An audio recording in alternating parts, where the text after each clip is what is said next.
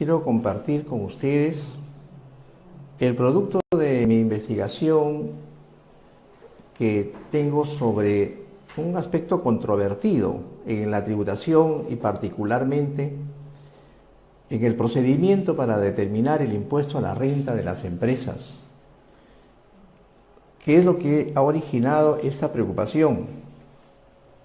Que a partir de enero del año 2018 entrará en vigencia la NIF 15, que sustituye a la NIC 18, normas de contabilidad que regulan el procedimiento contable para registrar los ingresos devengados de un determinado periodo económico, indudablemente para efectos de la contabilidad. ¿Y por qué la preocupación tributaria si la ley del impuesto a la renta no ha sido modificada? Bien, amigos, para tratar este tema tenemos que distinguir entre un antes y después del año 1998 sobre los procedimientos para determinar el impuesto a la renta empresarial. ¿Qué ocurría hasta 1998 o hasta antes de 1998? Que los operadores del derecho tributario, los tributaristas que daban asistencia tributaria a las empresas, fundamentaban la interpretación de normas para determinar los valores tributarios, para encontrar la base imponible para el impuesto a la renta, en la doctrina jurídica tributaria, sin mencionar la doctrina contable. Pero a partir de 1998 comienza la sorpresa en el gremio de tributaristas cuando tanto la Administración Tributaria como el Tribunal Fiscal comenzaron a fundamentar sus pronunciamientos en normas internacionales de contabilidad. ¿Qué cosa es lo que ocurrió?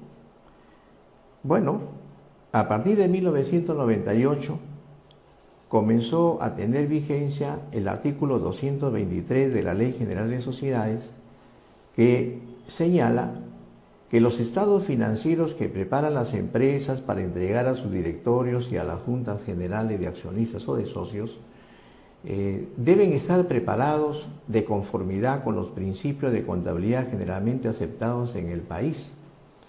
Y el Consejo Normativo de Contabilidad, que es el órgano que debe aprobar normas contables, sin embargo en el Perú no las aprueba, sino oficializa normas internacionales, se pronunció en una de sus resoluciones indicando que en el Perú los principios de contabilidad generalmente aceptados son las normas internacionales de contabilidad y posteriormente las normas internacionales de información financiera, que incluyen también las normas internacionales de contabilidad. Entonces, ocurre que cuando comienzan a analizar el concepto del devengado para reconocer ingresos gravados con el impuesto a la renta en cada ejercicio gravable, consideran que en la ley del impuesto a la renta no hay concepto de devengo. Solamente el artículo 57 señala que las rentas y los gastos que se declaran en cada ejercicio gravable son las rentas devengadas en el ejercicio gravable. Entonces, comienza la discusión doctrinaria con respecto a cómo considerar un ingreso devengado.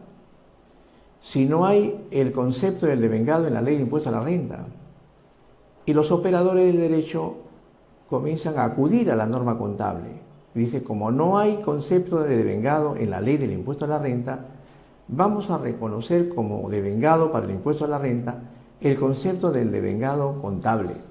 Y comienza la discusión si las normas contables son normas legales, son fuentes del derecho tributario, y finalmente, no obstante que desde hace muchos años, para reconocer ingreso devengado, el Tribunal Fiscal y la Administración Tributaria fundamenta su posición en las 5 condiciones del párrafo 14 de la NIC 18 para venta de bienes y el párrafo 20 para el caso de los servicios, la preocupación del gremio es qué va a pasar a partir del 2018 cuando la NIC 18 deje de tener vigencia, porque va a ser sustituida por la NIF 15, ¿no? Aparentemente con un nuevo concepto del devengado, que también es materia del análisis por parte de los investigadores de la doctrina contable, y resulta que esa preocupación actualmente existe.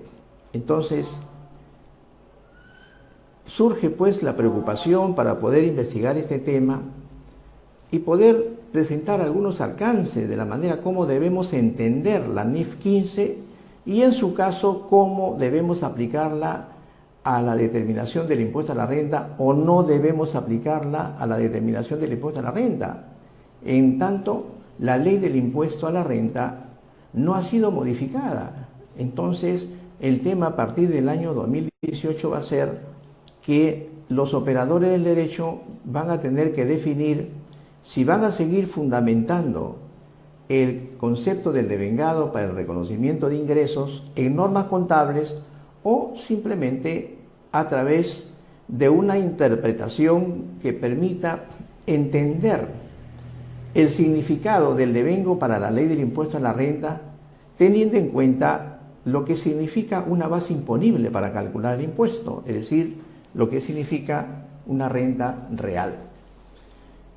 Para llegar al fondo del tema de lo que quiero comentarles en estas investigaciones que permanentemente hacemos, vamos a tratar algunos temas contables y arribamos al tema de la norma internacional de información financiera número 15 y si va a tener o no va a tener implicancia tributaria a partir del año 2018 desde nuestros fundamentos de investigación que les presentamos para su consideración.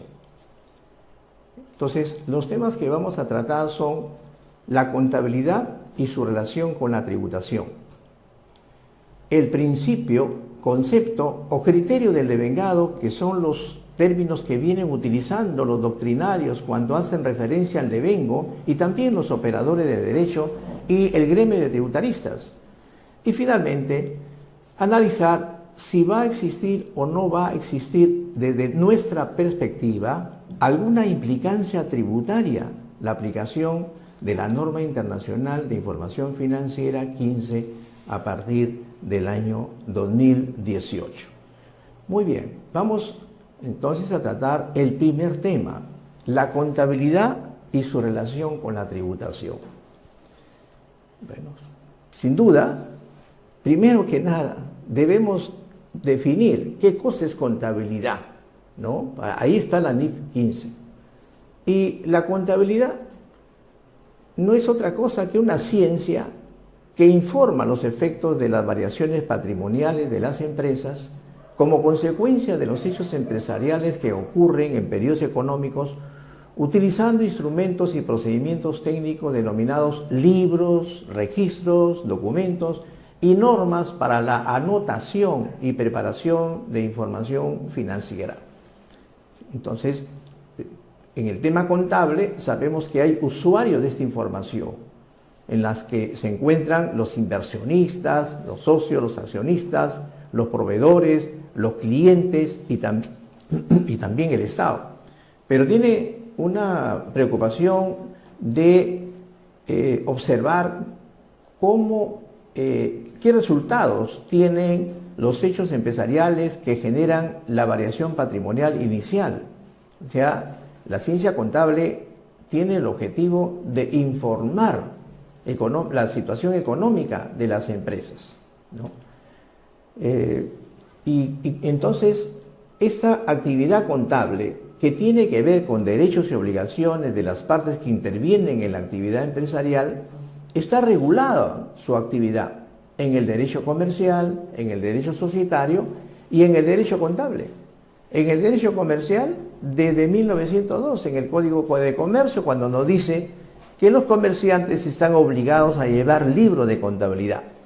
En la ley de sociedades si el artículo 223 nos dice que los estados financieros deben estar preparados de conformidad con los principios de contabilidad generalmente aceptados, significa que está implícito la existencia de libros y registros contables, porque la preparación de los estados financieros fluye de los libros principales de contabilidad. Y ahí tenemos también los libros de contabilidad obligados por la ley de sociedades.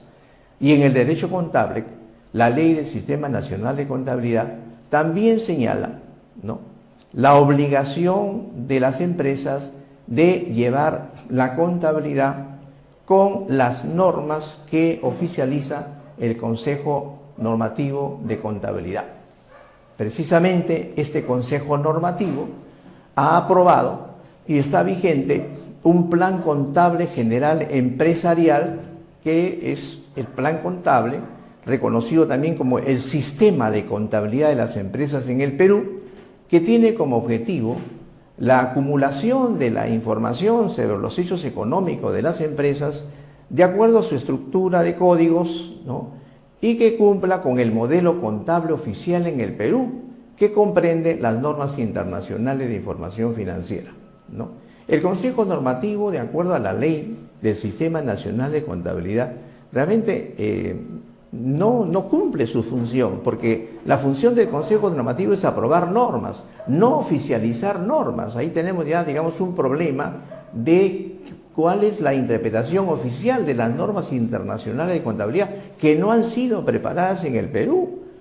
Tenemos que buscar a los autores de estas normas en el extranjero para poder entender qué es lo que quieren los que preparan las normas internacionales, con la finalidad de poder interpretar esas normas internacionales, porque en el Perú no tenemos normas contables peruanas.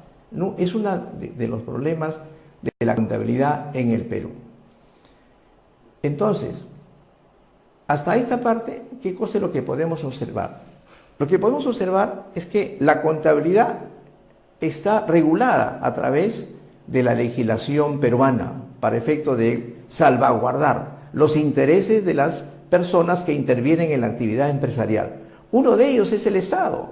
Por lo tanto, si yo ya tengo regulación legal, comercial y societaria de los libros de contabilidad, no se explica por qué la administración tributaria también tiene que establecer regulación de libros y registros contables si yo ya los tengo regulados legalmente por el derecho comercial, el derecho societario y el derecho contable. Pero lamentablemente lo tenemos así, que ha generado una confusión en el gremio de contadores. Y pareciera como que en el Perú la contabilidad está tributarizada, porque los contadores más trabajan para la administración tributaria que para las empresas.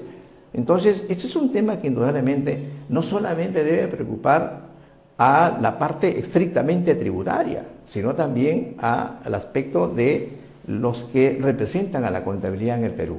Entonces, desde mi punto de vista, no necesitamos regulación tributaria para que exista la obligación de llevar los libros y registros contables, porque ya los tenemos en el derecho contable societario y en el derecho comercial. Sin embargo, ¿cómo tenemos que entender esta regulación de libros y registros contables por la SUNAT? Tenemos que entenderlo en un primer momento, ¿no?, en el sentido de que los libros y registros contables resultan siendo, pues, instrumentos de control para la tributación. Para ello no requiero que la administración tributaria me lo regule, porque ya están regulados, como he señalado, en el derecho contable, en el derecho societario y en el derecho comercial. Sin embargo, veamos cómo están estos libros en nuestra legislación, ¿no? Los encontramos primero en la ley del impuesto a la renta, ¿no? Dice el artículo 65 que de acuerdo al tamaño de la empresa, una empresa está obligada a llevar solamente registro de ventas y registro de compras, y lo demás no está obligado. Oiga, no está obligado para la tributación, pero sí obligado, pues, para la ley comercial y para la ley contable y para la ley societaria. Entonces, a veces genera un problema en las empresas y los contadores. Dice, como somos una pequeña empresa, solamente registro de ventas y registro de compras y diario simplificado. Y nada más, porque la ley del impuesto a la renta no me obliga más. Sí, señor, pero el derecho societario sí me obliga a llevar todos los libros para efectos de información contable, ¿no? Entonces hay que tener en cuenta ese detalle, ¿no? ¿Por qué? Porque como vamos a ver más adelante, ¿no?, a través de los libros de contabilidad no se determina impuesto a la renta. O sea, resulta siendo solamente controlar, ¿no?, la determinación del impuesto a la renta, porque en la contabilidad están los hechos empresariales que tienen relevancia tributaria para poder determinar el impuesto. La administración tributaria es un registro de ventas, un registro de ventas, un registro de anticipo de ventas, un registro de gastos. Entonces, no sirve para la contabilidad. Actualmente, las empresas no tienen registro de ventas ni registro de compra para la contabilidad. Yo siempre les sugiero a los amigos de las empresas que asesoramos que deben llevar un registro de ventas para la contabilidad, que inclusive hasta deben legalizarlo, ¿no? Porque el registro de ventas y compras que me obliga la ley del impuesto a las ventas es solamente para controlar el impuesto a las ventas, ¿no? Entonces, aquí hay que tener cuidado, ¿no? Porque el hecho de que para efectos tributarios no estoy obligado a llevar registro de costos no significa que no debo tener un registro de costos para efectos contables, porque entonces, ¿cómo yo defino el costo de un servicio de transportes, por ejemplo? Entonces comenzamos un poco este tipo de problemática, ¿no? En el Código Tributario, los libros de contabilidad solamente están ahí cuando nos dice que la Administración Tributaria, en su procedimiento de fiscalización, ¿no?, nos solicita que presentemos o que exhibamos los libros y registros contables, porque a través de estos registros la Administración Tributaria va a determinar el impuesto a la renta y va a comparar con la determinación que hizo el contribuyente y puede ver, digamos, si es que hay diferencias o no, y entonces podría generarse la controversia y se inicia un procedimiento contencioso, ¿no? Claro, la preocupación, digamos, la preocupación que debe tener un gremio de contadores es que cuando dice el Código Tributario en su artículo 87, numeral 4, que los administrados, los contribuyentes, las empresas, están obligados a llevar los libros de contabilidad u otros libros y registros exigidos por las leyes, reglamentos o por la resolución de SUNAT, registrando las actividades u operaciones que se vinculen con la tributación, conforme a las normas pertinentes. O sea, con estas normas del Código Tributario, ¿qué debo entender? Me está diciendo que para efectos tributarios yo debo registrar la contabilidad de acuerdo a las normas contables para que tenga aceptación tributaria. ¿Qué pasa si no lo hago? De repente podría la Administración Tributaria decir que no he cumplido mi obligación del numeral 4 del artículo 87 del Código Tributario. Sin embargo, este tipo de infracción tributaria, entre comillas, no está tipificada como infracción, por lo tanto no hay sanción, ¿no? Y no tiene objeto, digamos, que haya un problema de error contable, porque el error contable no tiene ninguna incidencia tributaria para determinar el impuesto a la renta de las empresas, ¿no? Ahora bien, ¿qué otra cosa ocurre en la contabilidad? Tenemos los libros, pero en los libros, ¿qué hacemos? Anotamos los hechos empresariales. Y esta anotación tiene valor legal para poder presentarlos como prueba en alguna fundamentación de una posición tributaria de la empresa en un procedimiento de fiscalización. Por supuesto que sí. Ya hay incluso hasta pronunciamientos de la propia Administración Tributaria, por ejemplo, cuando el artículo 24 de la Ley del Impuesto a la Renta, en el inciso F, nos dice que los préstamos que se otorgan a los accionistas califican como dividendos para el impuesto a la renta, ¿no? Y entonces el tema es, ¿qué pasa si una empresa le ha otorgado un préstamo a los accionistas y en su patrimonio no tienen utilidades y no tienen pérdidas? Entonces, ¿cómo entender que ese préstamo es un dividendo? La propia Administración Tributaria ha señalado que el préstamo otorgado a los accionistas solamente califican como dividendos o distribución de utilidades cuando la empresa tiene utilidades. Si no tiene utilidades, entonces ese préstamo no califica como dividendos, ¿ya?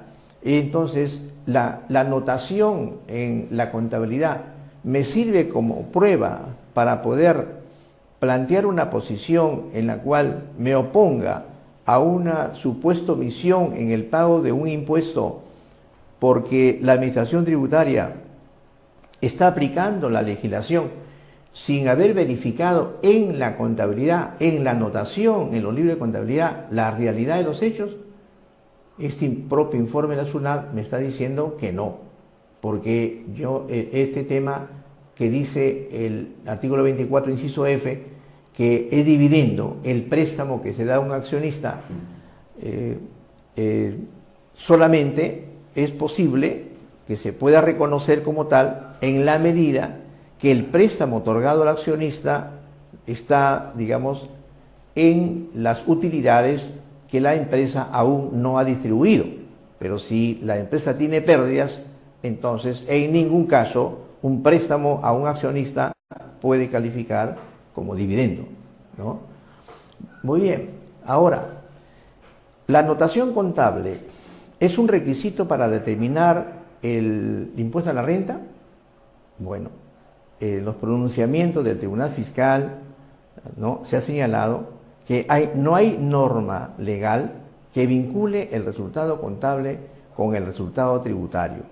Durante muchísimos años se daba una interpretación no correcta al artículo 33 del reglamento de la Ley del Impuesto a la Renta, cuando el reglamentador de la Ley del Impuesto a la Renta decía que la contabilización de las operaciones con normas contables puede generar diferencias temporales o permanentes en relación a la aplicación de normas tributarias. Y entonces, muchos tributaristas y operadores del derecho interpretaron de que con esa norma reglamentaria no había la obligación de anotar los ingresos y los gastos en la contabilidad para que tengan reconocimiento tributario. Sin embargo, si revisamos el artículo 20 de la ley, el artículo 3 de la ley, el artículo 37 de la ley, vamos a observar que la determinación del ingreso tributario, del costo tributario y del gasto tributario está regulado en la Ley del Impuesto a la Renta, y en ninguna parte de esa regulación señala que para que se reconozca el ingreso tributario, el costo tributario, el gasto tributario, debe estar en la contabilidad.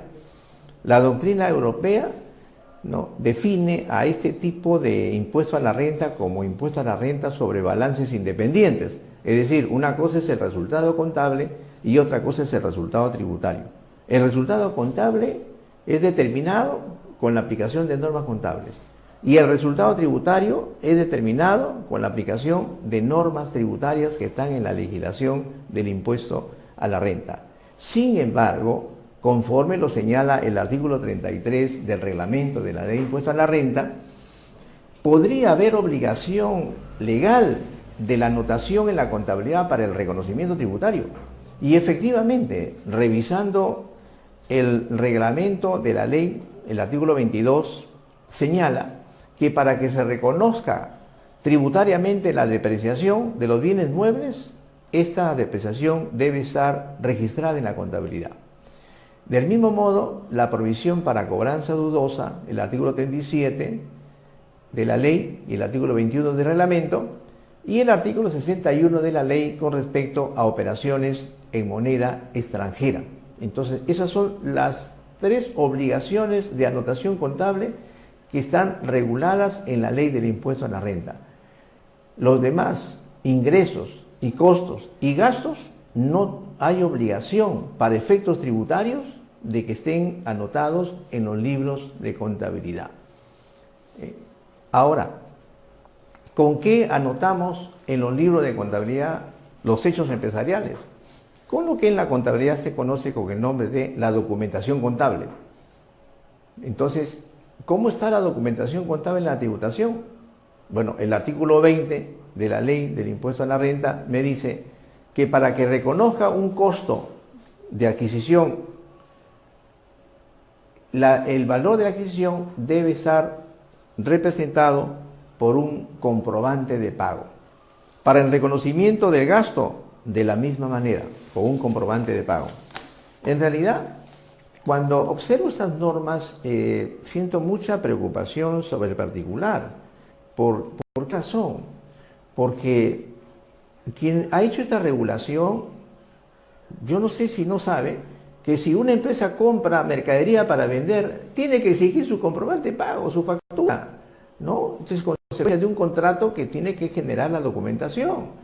Si una empresa va a pagar un gasto, tiene que exigir lo que le llaman el comprobante de pago, ¿no? Lo que le llaman, digo, porque no es un comprobante de pago, es un documento que acredita que estoy generando un gasto, o es un documento que acredita una propiedad de un bien, o lo estoy comprando. No es un comprobante de pago. El comprobante de pago es un documento que acredita que estoy pagando algo, que estoy pagando una obligación. Pero aquí en el Perú le han llamado reglamento, comprobante de pago. Y todo el mundo dice comprobante de pago. Pero realmente, digamos, no es un comprobante de pago. La factura es un documento que acredita la propiedad de un bien adquirido, ¿no? Igualmente, cuando yo tengo que comprar algo que es un gasto, también necesito yo acreditar con un documento que es la factura.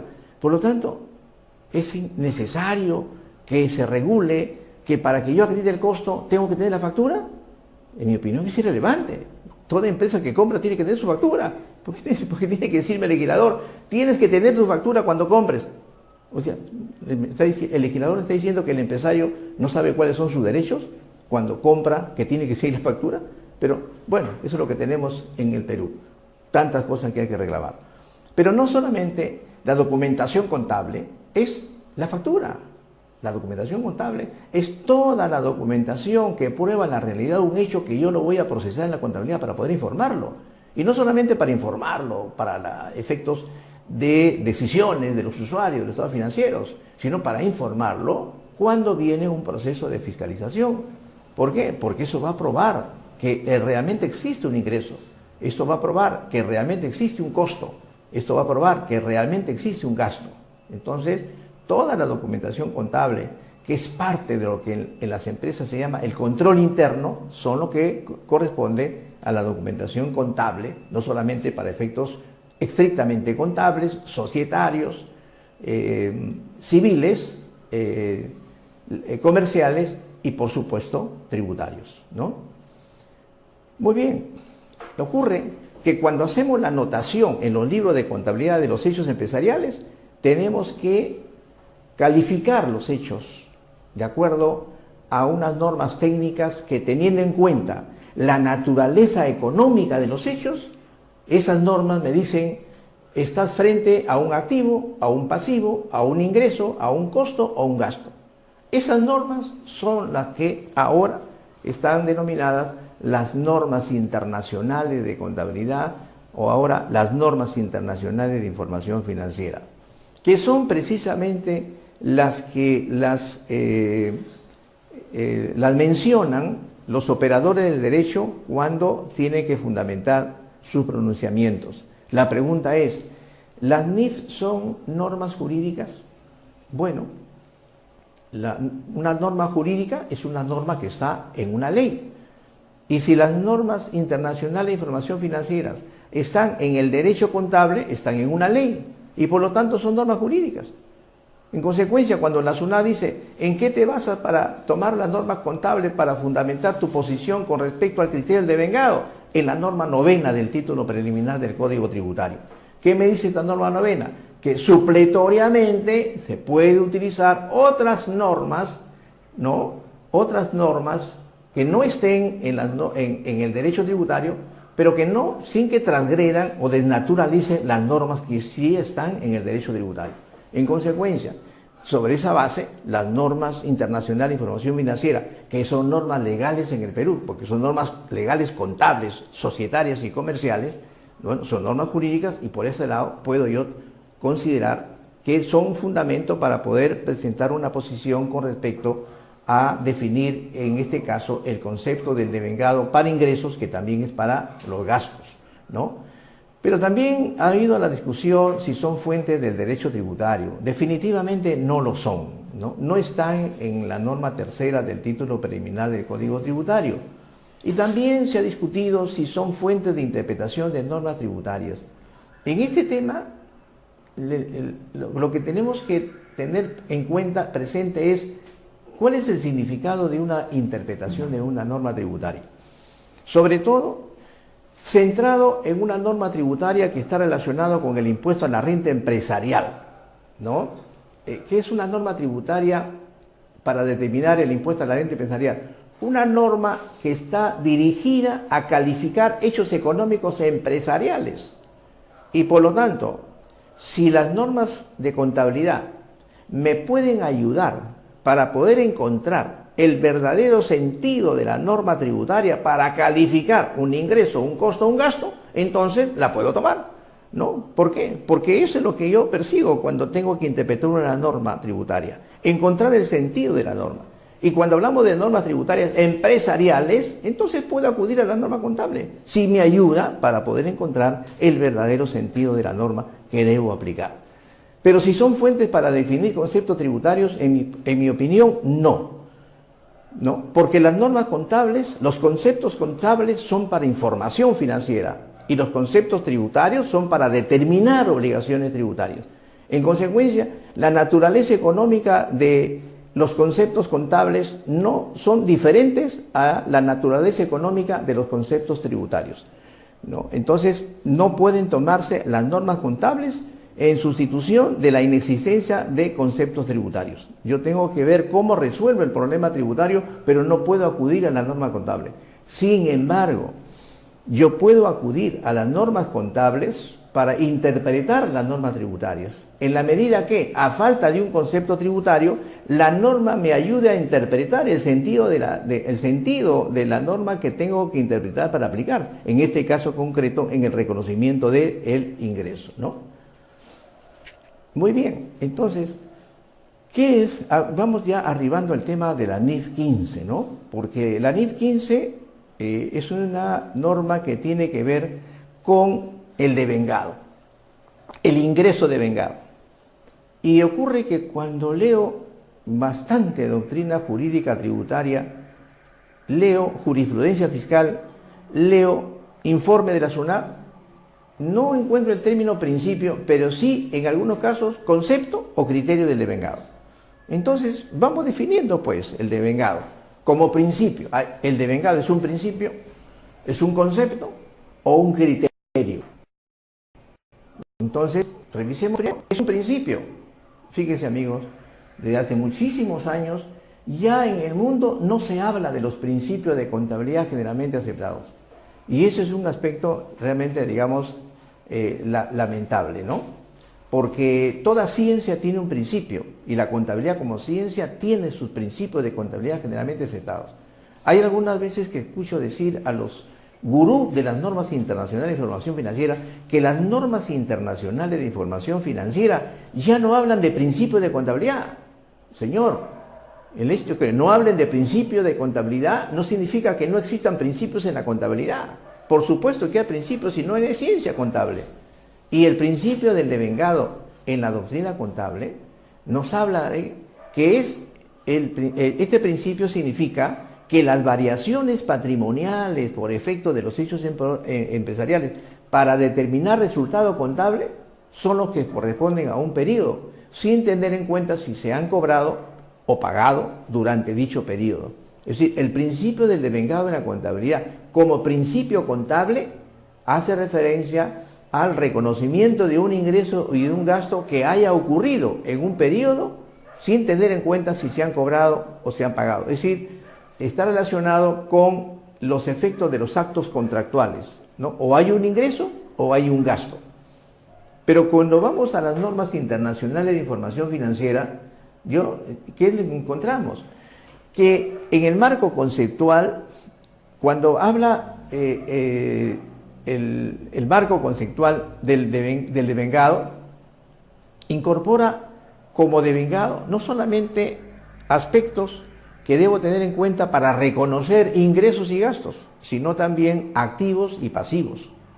Pero como estamos analizando el tema de la renta tributaria, que tiene que ver con ingresos y gastos, entonces vamos a ver qué nos dice el marco conceptual de las normas internacionales de información financiera sobre el concepto contable.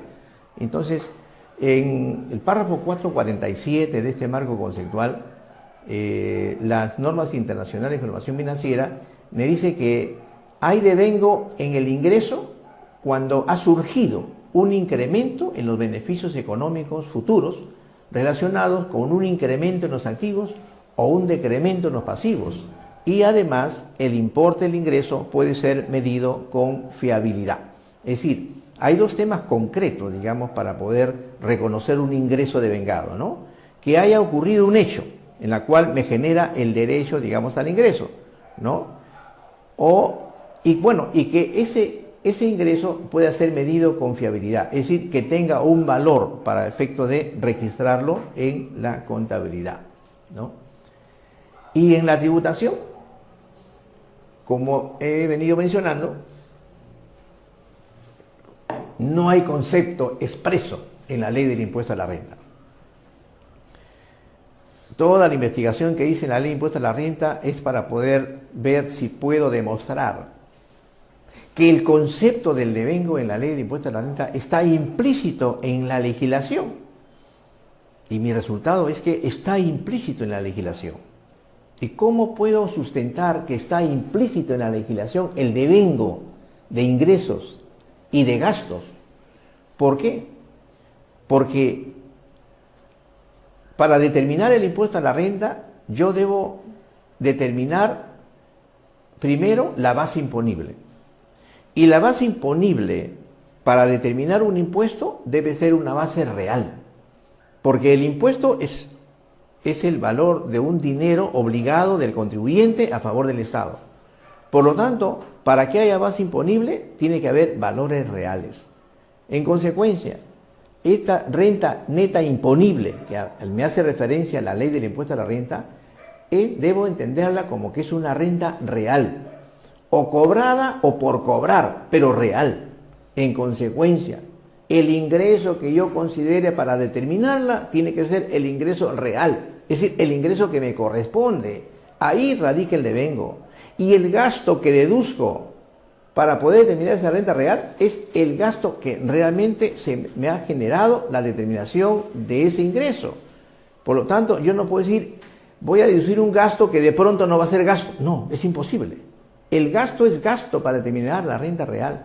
En consecuencia, para determinar la renta real, debo tener ingreso real, que es un ingreso devengado, un gasto real, que es un gasto devengado, y voy a determinar la renta real. En consecuencia, yo no necesito el concepto del devengado expreso en la ley de impuestos de la renta porque está implícito. Sin embargo, esto es un trabajo de investigación y tenemos que pensar que la legislación es para el contribuyente que tiene muchas actividades que realiza, digamos, en la vida diaria, y por lo tanto el Estado está en la obligación de otorgar seguridad jurídica a las empresas, y en consecuencia sí es importante para las empresas que haya un concepto de devengado expreso en la ley del impuesto a la renta.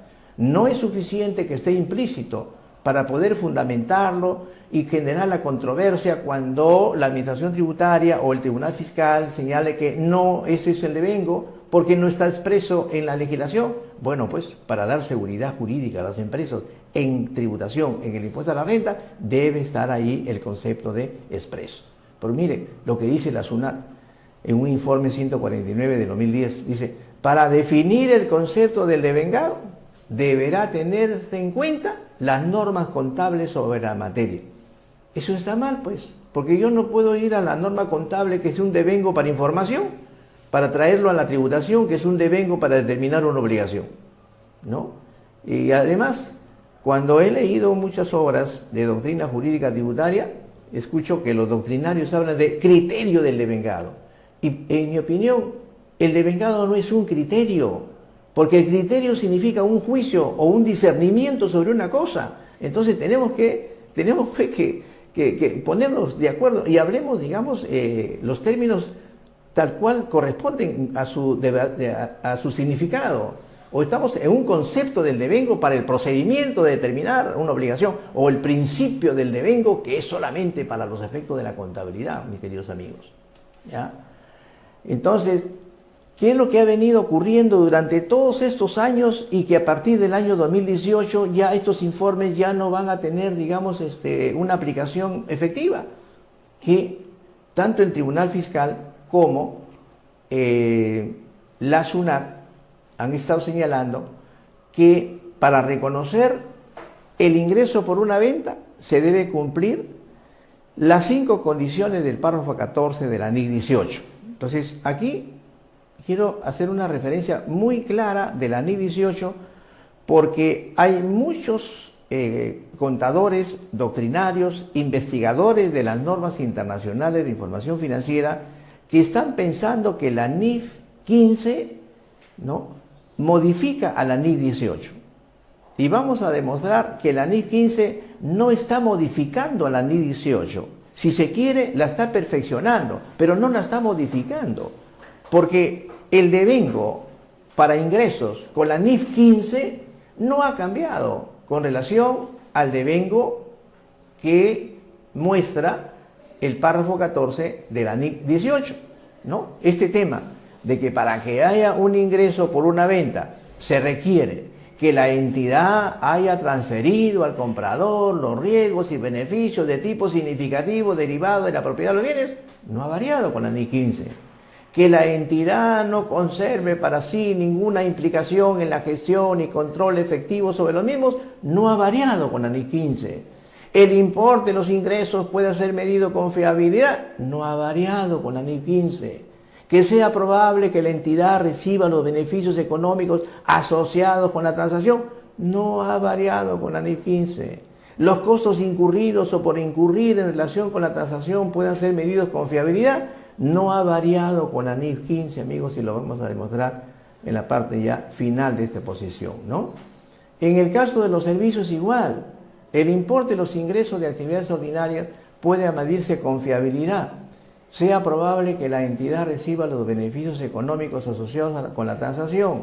El grado de realización de la transacción al final del periodo pueda medirse con fiabilidad. Y los costos incurridos o por incurrir sean medidos con fiabilidad.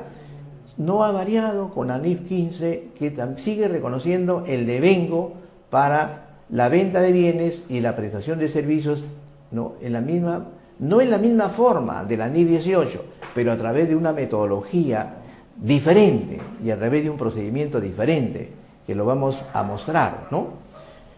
Porque quiero solamente hacer una referencia en el caso de los servicios. Fíjense, amigos, el caso, digamos, de los servicios que presta una clínica, ¿no?, a un paciente. Los servicios que presta una clínica a un paciente son de diferente naturaleza. Primero, que le alquila la habitación, y ese es un servicio. Segundo, que le da una atención de análisis clínicos, ese es otro servicio. Tercero, le da la atención del servicio médico con la intervención quirúrgica, ese es otro servicio, ¿no? Bueno, y de repente, pues, algún otro servicio adicional. Pero, ¿qué ocurre? Que cuando la clínica cobra, si es que es un paciente de una empresa, solamente le emite una factura por los servicios y le detalla todos los servicios que le ha dado. El tema es, ¿qué pasa, por ejemplo, con un paciente que ingresó digamos, el 15 de diciembre de un año y le dan de alta el 15 de enero, estuvo un mes? Entonces, el alquiler de la habitación hasta el 31 de diciembre, ese es un ingreso de ese periodo, y por lo tanto tiene que registrar el ingreso porque ya se devengó por el alquiler solo de la habitación, y toda la atención médica que le han dado hasta el 31 de diciembre, eso tiene que facturarse porque ese ingreso ya se devengó. Los otros servicios que le van a dar a partir del 1 de enero son otros servicios que van a seguir devengando. Probablemente hay quienes piensan de que con la NIC 18 se tenía que esperar que se le dé de alta al paciente para recién facturarle. Y con la NIF 15 ya no, hay que facturarle, tan luego se le dé el servicio, ¿no es cierto? Entonces, bueno, pues, de pronto, aquí no ha variado nada, simplemente está diciendo, oye, contador, contabiliza bien pues, tus operaciones, no me está diciendo que está cambiando, en realidad debió ser siempre así. Entonces, eso es lo que pasa con la NIF 15, ¿no? Que me está mejorando el procedimiento y la metodología, ¿ya? Y finalmente, ¿va a haber implicancia tributaria de la NIF 15 a partir del año 2018? Bueno, revisemos pues un poquito la NIF 15, ¿no? ¿Qué es lo que nos presenta la NIF 15, ¿no? Aquí quiero conversarle de los aspectos solamente relevantes de esta norma internacional de información financiera. Fíjese, la NIF 15 nos presenta lo que ha denominado en el primer párrafo un principio básico. ¿Y qué me dice este principio básico de la NIF 15? Me dice, una entidad reconocerá los ingresos de actividades ordinarias para representar la transferencia de los bienes o servicios comprometidos con los clientes por un importe que refleje la contraprestación a que la entidad espera tener derecho a cambio de dichos bienes o servicios. Es un principio general, ¿no? ¿Qué me dice? Estate atento, pues, cuando termina de transferir un bien y cuando termina de prestar un servicio para que reconozcas un ingreso devengado por ese servicio. ¿Por qué razón? Porque, amigos, en el mundo globalizado se están presentando pues una serie de situaciones, digamos, de negocios, ¿no? En la que los contadores en particular, ¿no? O en general, ¿no? Y los operadores del derecho en particular, la particularidad sería la particularidad tributaria, tienen que tomar debida nota para poder ver cómo van a manejar el devengo de ingresos a partir del año 2018. ¿Ya?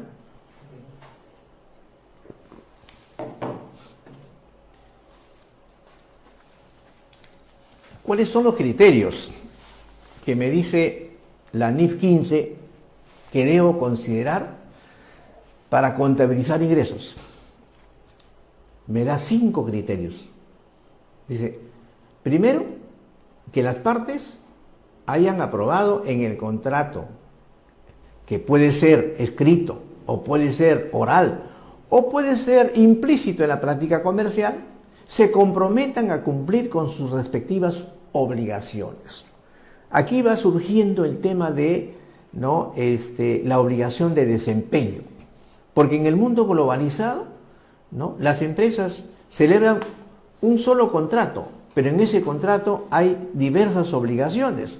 Entonces, la tarea para aplicar la NIF 15 es identificar las diversas obligaciones que se tienen con respecto al servicio que se presta, con la finalidad de reconocerlos en el momento que ese servicio se ha devengado, es decir, que ese servicio se ha cumplido.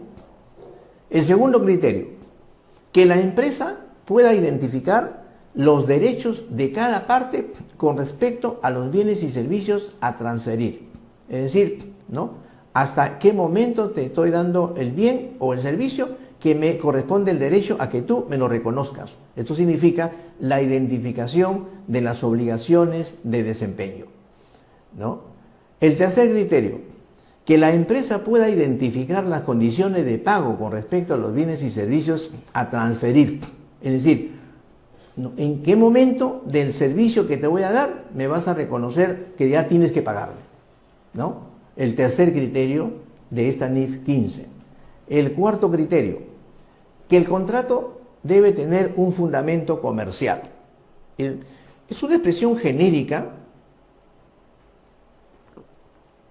porque le decía que en el mundo globalizado la actividad comercial es muy especial, es muy particular, ¿no? Antes de la globalización, amigos, no había pues la tarjeta bonus, acumula kilómetros, ¿no? Y todas esas cosas, digamos, que el mundo globalizado engaña al cliente para poder, digamos, no fidelizarlo, sino encadenarlo. Esa es la realidad de las cosas, amigos, ¿no? Entonces necesitamos también que por efecto de la NIF 15 desarrollemos una cultura comercial y financiera familiar para que no nos dejemos engañar por el mundo globalizado. Pero bueno, eso es lo que está ocurriendo en el mundo globalizado y por eso aparece la NIF 15, ¿no? Y por eso dice, bueno, tiene que tener un fundamento comercial. Es decir, bueno, pues yo te ofrezco esto, si tú aceptas, lo aceptas y si no, simplemente busca a otro proveedor. Y finalmente, ¿qué es probable que la empresa recaude? Bueno, la NIF 15 utiliza un término tributario, ¿no? De recaudación. Debemos entenderlo de cobro, ¿no? Es probable que la empresa cobre la contraprestación que tendrá derecho a cambio de los bienes y servicios que se transferirán al cliente. Es decir, que en el contrato se refleje todos los requisitos para que la empresa no tenga, digamos, ningún inconveniente para poder cobrar lo que le corresponde por el servicio que ha prestado, por la venta que ha realizado. Algo así como que si la contraprestación prometida en un contrato incluye un importe variable, por ejemplo, entonces una entidad dice estimará el importe de la contraprestación a la cual la entidad tendrá derecho a cambio de transferir los bienes o servicios comprometidos con el cliente, ¿no? Entonces, ¿y tendrá alguna implicancia esta norma internacional de información financiera con la determinación del impuesto a la renta? ¿No? Punto número 1. A partir del año 2018, la ley del impuesto a la renta no ha sido modificada, para nada. No han incorporado un concepto de devengo para el ingreso. O sea, sigue siendo la misma legislación. El tema es cómo voy a interpretar el devengo tributario del ingreso a partir del año 2018. Si voy a tener en cuenta la NIF 15 o no la voy a tener en cuenta. O ya no voy a fundamentar mi interpretación en normas contables, sino en algunas otras fuentes que podrían permitirme encontrar el verdadero sentido de la norma cuando hablamos de que yo debo declarar un ingreso devengado, que como lo he señalado es un ingreso que tiene que ser de todas maneras real. La discusión de la inexistencia del concepto expreso en la ley del devengado se mantiene. Entonces, a partir del año 2018, los operadores del derecho tributario van a seguir acudiendo a las normas contables para el devengo tributario. Yo creo que ya deben dejar a la norma contable que haga su trabajo para la contabilidad y los tributaristas que hagan su trabajo para tributación, amigos. Y no nos queramos problemas, por favor. Entonces, la Administración Tributaria y el Tribunal Fiscal han fundamentado sus posiciones en la NIF 18. Ya no lo van a tener pues a partir del año 2018. ¿Qué va a pasar? No sabemos, pero estemos preparados. ¿Y cómo nos vamos a preparar? Bueno, pues hay que prepararnos, digamos, investigando, analizando. ¿Saben cómo, amigos? Hay que leer bien la NIF 15, porque el tema es cómo entendemos a la NIF 15, ¿no? Para poder decir a los que piensan que hay un nuevo concepto de devengo contable, para poder fundamentar que no hay un nuevo concepto de devengo contable. Lo que hay es una metodología y un procedimiento para determinar el ingreso devengado que siempre estuvo en la NIF 18, ¿no? ¿En qué norma contable fundamentarán su pronunciamiento los operadores de derecho antes mencionados? No sabemos. La NIF 15 está siendo bien entendida por los profesionales de la contabilidad. Este es un tema que yo considero reto para el gremio de contadores, ¿no? Eso debe preocuparle a los candidatos para el decanato del Colegio de Contadores, la preocupación de la ciencia contable en el Perú, eso debe ser una preocupación, ¿no? Fíjese, de pronto, tal vez alguien me pueda decir, oye, pero ¿para qué tanto problema con la NIF 15? Si ya mi empresa ya no está obligada a presentar los estados financieros a la Superintendencia del Mercado de Valores porque mi empresa no cotiza en bolsa. Entonces, para nosotros no nos interesa la NIF 15. Bueno, de repente no te interese para el tema contable, amigo, pero para el tema tributario no sabemos, ¿no? La NIF 18, ¿no? El Tribunal Fiscal y la Administración Tributaria la ha considerado para sustentar devengo de ingresos para todas las empresas, coticen o no coticen en bolsa. Entonces resulta que ahora tenemos un problema, porque la NIF 15 ya no debe interesarnos mucho para la contabilidad, sino cómo los operadores del derecho la van a utilizar para poder fundamentar un ingreso devengado a partir del año 2018. Fíjense en los casos concretos en los que, digamos, estaría operando la NIF 15, ¿no? Y con esto estoy terminando. Por ejemplo, las empresas de telefonía, ¿qué cosa venden? ¿No? Venden servicios de telefonía, pero para dar servicio de telefonía tienen que entregar un celular. Entonces, ¿qué aparece en el contrato de venta de servicios de telefonía? Dice, venta del celular, tanto. Y el servicio de telefonía con tarifa plana, fija, 140 soles mensuales. Entonces, ¿cuánto cuesta el celular? El costo de un celular podría costar 300 soles. Pero al comprador le dice, bueno, como me vas a solicitar el servicio de telefonía, te voy a vender el celular en 20 soles. Te lo regalo, de un sol. Y eso tiene un costo. Algunos piensan, ¿no? Y contadores de las transnacionales, ¿no? Que la empresa por la NIF 15 debe contabilizar la venta del celular independiente del servicio de telefonía. En mi opinión, con la NIF 15, no. Lo que venden las empresas de telefonía no son celulares, venden servicios de telefonía y el celular es un costo del servicio y por lo tanto no ha variado la contabilización ni debe variar y debe contabilizarse como venta de servicio que incluye el celular como costo del servicio. Entonces, no nos confundan, por favor, amigos que se consideran a veces que son los gurús porque, bueno, pues trabajan en las grandes empresas transnacionales, digamos, de contabilidad, ¿no? Pero lo que sí tenemos que tener en cuenta, por ejemplo, el caso de la venta de vehículos en la que se ofrece un servicio de mantenimiento gratuito por 12 meses. Aquí sí. ¿Por qué? Porque para reconocer un ingreso tiene que haber un costo. Entonces, si yo vendo un vehículo, el vehículo tiene un costo.